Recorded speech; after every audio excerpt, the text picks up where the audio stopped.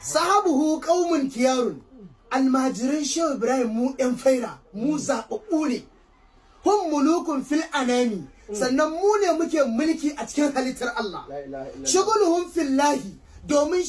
shugullan mutanen shehu ibrahim a cikin Allah take da'aban ko da yaushe ka gansu sifatin ko kuma cikin siffofin ubangiji au asami ko kuma cikin sunayen ubangiji ilmuhum kaga ilmin mutanen shehu ibrahim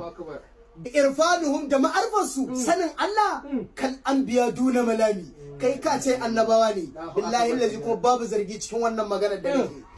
salliman kai kawai ka sallama taslam sai ka kubuta ka zauna lafiya wa illa idan ka ƙi kai rigima da mu ƴan fairar shehu ibrahim to bari ga ma taltaki su alhimami za ka haɗu da mummunar mutuwa cikin rayuwanka wa kuduratul hayati tare da gurɓace-gurɓacen rayuwa fintifadin waktinami sannan da kaskanci da wulakanci haka za ka ƙare wa hum